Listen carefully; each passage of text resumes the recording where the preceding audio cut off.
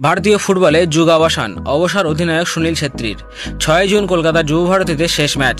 কুয়েতের বিপক্ষে খেলেই ভারতের জার্সি তুলে রাখবেন সুনীল ছেত্রী। নিজের অবসর ঘোষণা করতে এসে চোখে জল নিয়ে কি বললেন আমাদের সকলের প্রিয় ক্যাপ্টেন সুনীল ছেত্রী, জানতে হলে অবশ্যই একটি লাইক দিয়ে ভিডিওটি শেষ অবধি দেখুন। আর আপনি যদি সুনীল ছেত্রীকে ভারতীয় ফুটবলের এক অনন্য প্রতিভা মনে করে থাকেন তবে আমাদের চ্যানেলটি সাবস্ক্রাইব করে রাখুন। আগামী 6 জুন কুয়েতের বিপক্ষে বিশ্বকাপ বাছাই ম্যাচ খেলবে ভারত।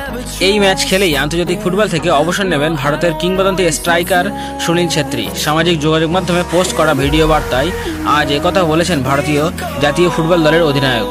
2005 সালে 12 জুন পাকিস্তানের বিপক্ষে ভারতের হয়ে অভিষেক ম্যাচে গোল করেছিলেন তিনি।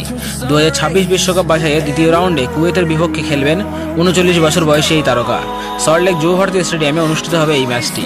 ভিডিও বার্তায় ছেত্রী বলেছেন, এটাই হবে আমার শেষ ম্যাচ। সিদ্ধান্তটা নেওয়ার পর তার পরিবারকে জানিয়েছি। বাবা স্বাভাবিক ছিলেন, আমার মা ও স্ত্রী একটু অদ্ভুত আচরণ করেছে। তাকে বলেছে, তুমি সবসময় বলতে অনেক বেশি ম্যাচ, চাপ অনেক বেশি। এখন আমি তোমাকে বলছি, এই ম্যাচের পর আর দেশের হয়ে খেলবো না। চোখটা কেন ভিজে এসেছিল সেটা তারাও বলতে পারেনি। ব্যাপারটা এমন নয় যে ক্লান্ত লাগছিল কিংবা অন্য কোনো কারণ আছে। নিজের সহজাত চিন্তাভাবনাই বলছে এটাই শেষ ম্যাচ হওয়া উচিত। এটা নিয়ে অনেক ভেবেছি, তারপর সিদ্ধান্তটি নিয়েছি। ছেত্রী এরপর আরও বলেছেন, এটার পর অনেক খারাপ লাগবে। প্রতিদিন এটা ভেবে অবশ্যই খারাপ লাগবে আমার, কারণ আমার ভেতরে যে শিশুটি বসবাস করে সে দেশের হয়ে একটি ম্যাচও ছাড়তে চায় না। আমি আসলে স্বপ্নের ভেতর দিয়েই গেছি। দেশের হয়ে খেলার চেয়ে আর বড় কিছু হয় না। সেই শিশুটি তাই সবসময় লড়াই করেছে, কিন্তু পরিণত মানুষ মন বুঝেছে এটাই সময়। এটা মোটেও সহজ ছিল না। ছেত্রী তারপর নিজের জনপ্রিয়তা নিয়েও কথা বলেছেন, আমি বিতর্কিত কিছু বলতে চাই না।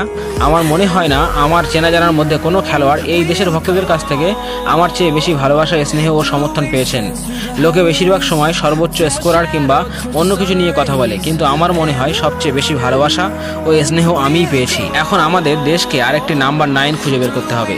বর্তমানে খেলে চলেছেন এমন ফুটবলারদের মধ্যে আন্তর্জাতিক ফুটবলে তৃতীয় সর্বোচ্চ গোলদাতা সুনীল ছেত্রী।